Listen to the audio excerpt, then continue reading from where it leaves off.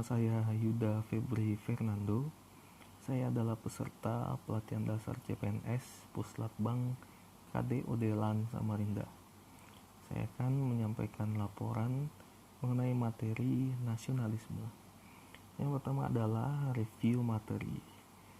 Sudah sejak zaman dahulu kala, agama membawa pengaruh besar terhadap kehidupan bangsa Indonesia yang dimulai dari sistem kepercayaan hingga masuknya beberapa jenis agama seperti Islam, Hindu, Buddha, dan Kristen. Hal ini pun menandai bahwa sudah semenjak dahulu dalam perubahan kehidupan berbangsa, Indonesia sangat dipengaruhi oleh agama.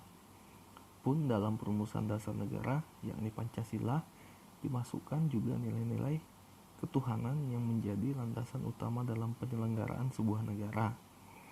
Dalam mengimplementasikan nilai-nilai ketuhanan, kita perlu mendudukkan Pancasila sebagai secara proporsional. Dalam hal ini, Pancasila bukan agama yang bermaksud mengatur sistem keyakinan, sistem peribadatan, sistem norma, dan identitas keagamaan masyarakat. Ketuhanan dalam kerangka Pancasila bisa melibatkan nilai-nilai moral universal agama-agama yang ada. Pancasila bermaksud menjadikan nilai-nilai moral ketuhanan sebagai landasan pengelolaan kehidupan dalam konteks masyarakat yang majemuk tanpa menjadikan salah satu agama tertentu mendikte negara. Berdasarkan sejarahnya, bangsa Indonesia tidak bisa melepaskan diri dari komitmen kemanusiaan. Ini karena bangsa Indonesia sudah sejak lama dipengaruhi dan mempengaruhi kehidupan global. Dalam rancangan pembukaan Undang-Undang Dasar yang disusun Panitia 9, peletakan prinsip kemanusiaan sebagai dasar negara sama seperti dalam pidato Soekarno, yakni sebagai sila kedua Pancasila. Kata kemanusiaan kemudian dilengkapi dengan kata sifat adil dan beradab, sehingga rumusan lengkapnya menjadi kemanusiaan yang adil dan beradab. Meski Indonesia menganut political nationalism di mana negara menjadi unsur pemersatu, akan tetapi konsepsi kebangsaan Indonesia juga mengatur unsur cultural nationalism, yaitu adanya semangat untuk mempertahankan warisan historis tradisi kekuasaan dan kebudayaan sebelumnya sebagai kemajemukan etnis, budaya, dan agama dari kekuasaan sebelumnya seperti Kerajaan Sriwijaya dan Majapahit. Berdasarkan pasal 10 Undang-Undang Nomor 5 Tahun 2014 tentang aparatur sipil negara, salah satu fungsi ASN adalah sebagai pelaksana kebijakan publik. Secara teoritis, kebijakan publik dipahami sebagai apapun yang dipilih oleh pemerintah untuk dilakukan atau tidak dilakukan. Bertolak dari pengertian di atas, ASN sebagai bagian dari pemerintah atau sebagai aparat sipil negara memiliki kewajiban melaksanakan kebijakan publik.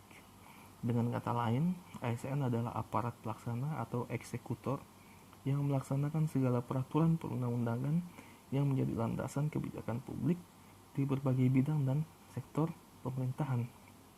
Sifat-sifat kebijakan publik tersebut harus dimengerti oleh ASN sebagai pelaksana kebijakan publik untuk mencapai tujuan-tujuan yang telah ditetapkan. Oleh karena itu, sebagai pelaksana, ASN harus mempertimbangkan aspek penting dalam upaya pencapaian tujuan yang dimaksud. ASN juga dituntut sebagai pelaksana kebijakan publik untuk memberikan pelayanan yang berorientasi pada kepuasan publik. Di samping itu, Undang-Undang ASN juga memberikan jaminan kepada aparatur sipil atau birokrat bebas dari intervensi kepentingan politik, bahkan bebas dari intervensi atasan yang memiliki kepentingan subjektif. Hal ini merupakan upaya untuk mendorong ASN yang berorientasi kepada kepentingan publik. Undang-Undang ASN dibangun atas dasar kompetensi dan profesionalisme yang memadai sebagai sebuah persyaratan. Pandangan tersebut didasarkan atas paradigma bahwa ASN merupakan aparatur profesional yang kompeten, berorientasi pelayanan publik, dan loyal kepada negara dan aturan perundang-undangan. Dalam Undang-Undang Nomor 5 Tahun 2014 Pasal 6 Ayat 1 dan 2 terkait sumpah dan janji ketika diangkat menjadi PNS, di sana dinyatakan bahwa PNS akan senantiasa setia dan taat sepenuhnya kepada Pancasila, Undang-Undang Dasar 1945, negara, dan pemerintah.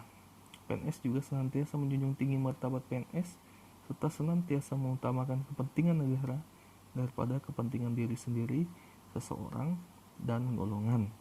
Artinya dalam menjalankan tugas dan fungsinya, seorang PNS juga wajib untuk menjunjung tinggi persatuan agar keutuhan bangsa dapat terjaga. PNS dituntut untuk memiliki perilaku mencintai tanah air Indonesia dan mengedepankan kepentingan nasional di tengah-tengah persaingan dan pergaulan global. Pentingnya peran PNS sebagai salah satu pemersatu bangsa secara implisit disebutkan dalam Undang-Undang Nomor 5 Tahun 2014 terkait asas, prinsip, nilai dasar dan kode etik dan kode perilaku, di mana dalam pasal 2 ayat 1 disebutkan bahwa asas-asas dalam penyelenggaraan dan kebijakan manajemen ASN ada 13. Salah satu diantaranya adalah asas persatuan dan kesatuan.